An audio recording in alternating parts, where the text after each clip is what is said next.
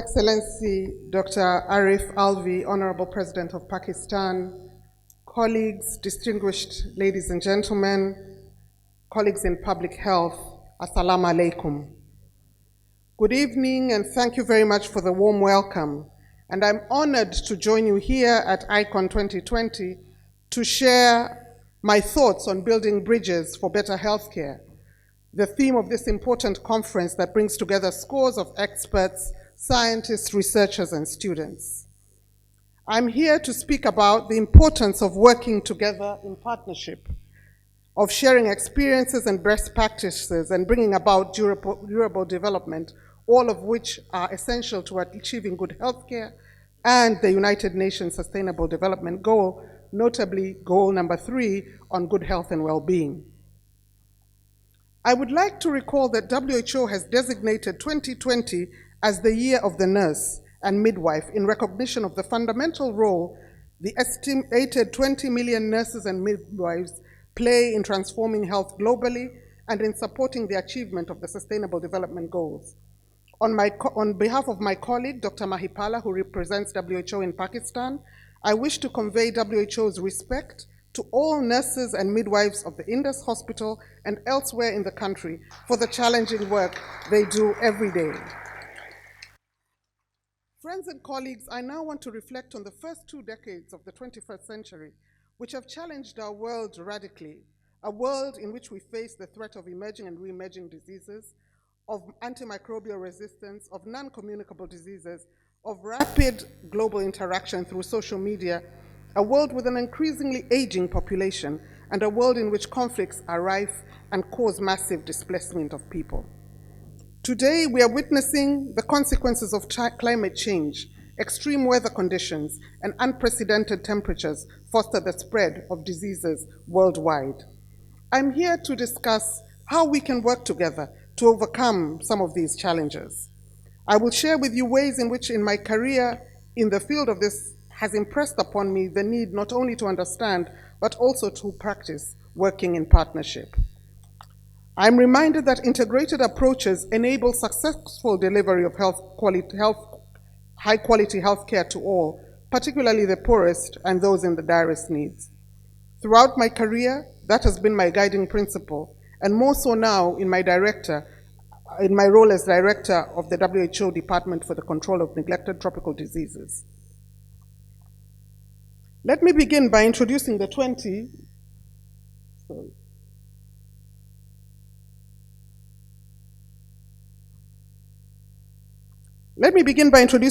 neglected tropical diseases and disease groups prioritized by the WHO, and which are commonly referred to as NTDs.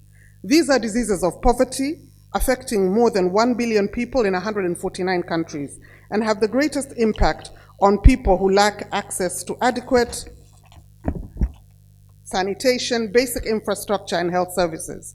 Besides causing significant morbidity and mortality, NTDs also stigmatize and discriminate in communities. Over the past decade, with the help of health ministries and support of a host of dedicated partners, including donors, pharmaceutical companies, and non-governmental organizations, many countries have made incredible progress. Over 1 billion treatments have been delivered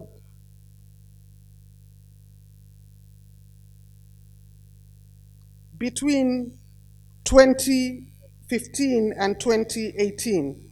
And thanks to the availability of these donated medicines by pharmaceutical companies, programs to control and eliminate NTDs are continuing to expand. I'm proud to report that this is an example of working in partnership that has resulted in the treatment of more than 1 billion people for 4 consecutive years. Unprecedented progress is being achieved against many diseases, notably sleeping sickness, guinea worm, lymphatic filariasis, also called elephantiasis, and trachoma. In 2018 alone, WHO recognized 8 countries as having eliminated at least one of these NTDs. Mexico became the first country to be validated by WHO as the first country to free from human rabies transmitted by dogs. Historically, low numbers of cases of human African trypanosomiasis are also being recorded. And on rabies, the efforts that Pakistan is doing, and particularly rabies-free Pakistan, we hope that Pakistan will be next on the list to be declared rabies-free, thanks to the efforts that you all are doing. Visceral leishmaniasis has been eliminated in Bangladesh and Nepal, and the numbers of Buruli ulcers, which is also one of the other diseases, has decreased by 60% since 2008. To put it simply, this progress would not have been possible without the exemplary private-public partnerships that have stimulated global efforts to eliminate NTDs. These partnerships include collaboration with health ministries and of the countries in which NTDs are endemic, coordinating work with non-governmental organizations, and crucially engaging frontline workers and volunteers who help motivate communities to ensure all these donated treatments reach all those who need them most. Yet, there is still much more to do. NTDs are diseases of poverty, so our defining task is therefore both medical and social. To meet our targets for control and elimination and eradication, we need new and innovative tools, tools that can measure inequity just as they can measure clinical impact. We also need to better understand the impact of climate change to reach populations on our changing planet and those whose lives are blighted by conflict and insecurity, factors that contribute to these debilitating diseases. Last year, we worked with countries and partners to develop a new NTD roadmap to accelerate our work and to control and eliminate NTDs, manage disability, and expand access to healthcare. The next phase of our work will be to consolidate our existing collaboration and create new space for partnership and safeguard the gains that we have already made. Our success will rely on teamwork, partnership at community, district, national, and global levels. We also know that specific programs can be implemented to prevent and reduce the impact of these diseases and disability that they cause through cross-sectoral collaboration.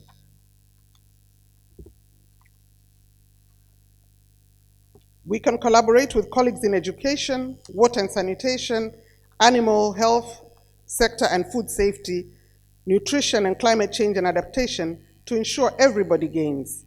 We must work in an integrated manner, particularly at a time when donors and policymakers are calling for improved efficiency to expand and reach the impact of their programs. We often talk about reaching those at the end of the road and the importance of going to the last miles.